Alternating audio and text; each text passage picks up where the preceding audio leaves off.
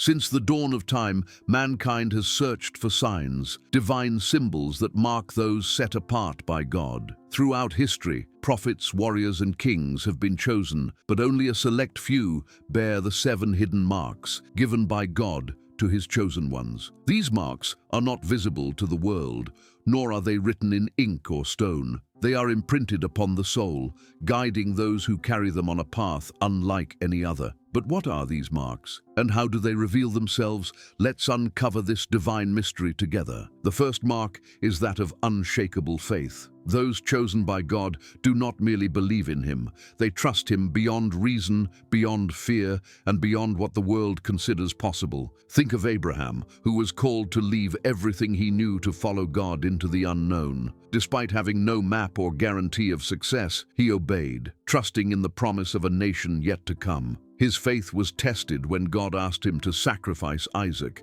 the son of the promise. Yet Abraham did not hesitate, believing that God could even raise the dead if necessary. His faith became the foundation of God's covenant with his people. This mark manifests when trials arise.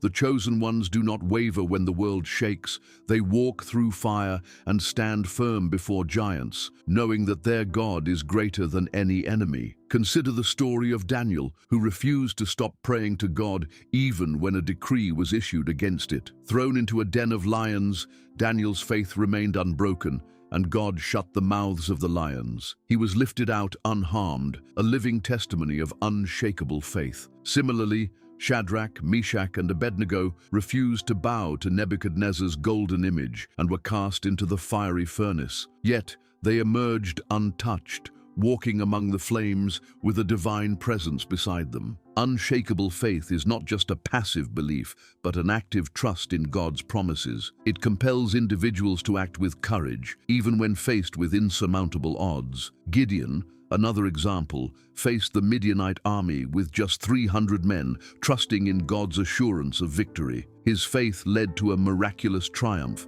demonstrating that God's power is made perfect in our weakness. The second mark is divine wisdom. Solomon asked for it, and God granted it beyond measure. This is not human intelligence or earthly cunning, but a wisdom that sees beyond the present, beyond appearances, and into the very heart of things. Those marked by divine wisdom do not make decisions based on what is easy or popular. They are guided by an understanding that comes from above. This wisdom is a light in the darkness, a compass that always points to truth. Those who carry it see beyond deception and choose paths that others fear to tread. Solomon's wisdom was tested when 2 women claimed to be the mother of the same child. Instead of acting hastily, he proposed to divide the baby, knowing the real mother would rather give up her child than see him harmed. His divine wisdom not only exposed deception, but also brought justice. Joseph, too, demonstrated divine wisdom in Egypt. By interpreting Pharaoh's dreams, he foresaw 7 years of plenty,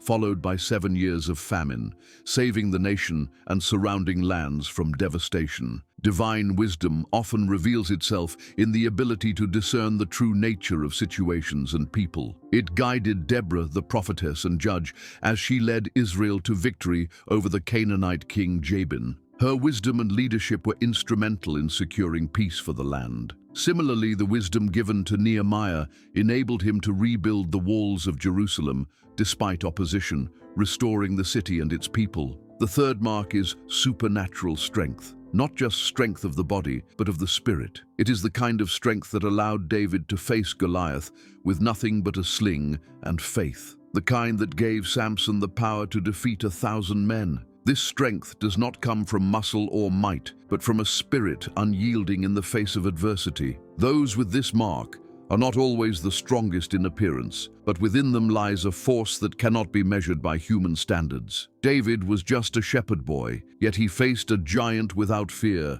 armed only with faith in God. His victory was not due to his own strength, but because he knew the battle belonged to the Lord. Likewise, Samson's incredible strength was not of his own doing, but a gift from God to defeat Israel's enemies. Though he fell, his strength returned in his final moment as he destroyed the temple of the Philistines, proving that God's power is always greater than man's limitations. Even Elijah, though not physically strong, showed supernatural endurance when he fled from Queen Jezebel and later called fire from heaven to prove God's power against the prophets of Baal. Supernatural strength manifests in various forms, from physical feats to spiritual resilience. Esther, though not a warrior, exhibited remarkable courage and strength as she approached the king to save her people, risking her life in the process. Her inner strength and faith in God's providence led to the deliverance of the Jewish people. The fourth mark is endurance through suffering. Many wish to be chosen, but few are willing to bear the weight that comes with it. Joseph was betrayed by his own brothers, sold into slavery, imprisoned for years, yet he never lost hope. Job lost everything, yet his faith remained unshaken. This mark is not an easy one to bear, but it refines those who carry it like gold in the fire. This mark is a promise. Suffering is never the end of the story. For those who endure, there is always a greater purpose waiting on the other side. Joseph suffered rejection, false accusations, and imprisonment, yet in the end, he was elevated to the highest position in Egypt, saving many from famine. Job lost his wealth, family, and health, yet he never cursed God, and his endurance was rewarded with restoration beyond what he had before. The Apostle Paul also bore this mark, facing shipwrecks, beatings, and imprisonment, yet he continued to spread the gospel with unwavering faith. Endurance through suffering is a testament to the strength and resilience of the human spirit when anchored in God. Hannah, who endured years of barrenness and ridicule,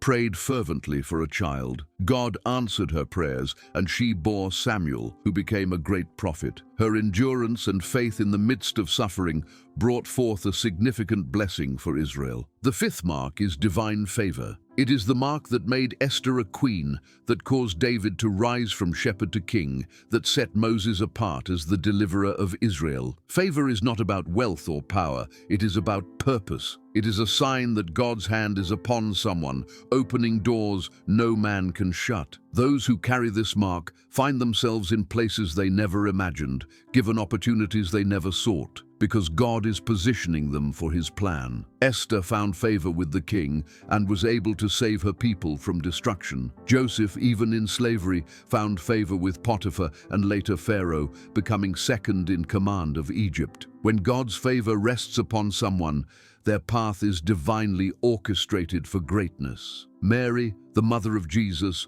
also bore this mark, for she was chosen to bring the Savior into the world, a task granted by divine selection. Divine favor often leads individuals into roles of great influence. David, the youngest son of Jesse, was anointed by Samuel to be king of Israel while still a shepherd boy. His favor with God and men led him from the pasture to the palace, where he ruled with a heart after God. Similarly, Daniel found favor in the courts of Babylon, rising to a position of power despite being in exile. His unwavering devotion to God brought him protection and honor in a foreign land. Ruth, the Moabite widow, found favor in the eyes of Boaz, which ultimately led to her becoming the great-grandmother of King David. Favor does not eliminate challenges, but provides the assurance that God's presence and blessing are upon those chosen for his purpose. When faced with obstacles, those with divine favor find strength and guidance from God,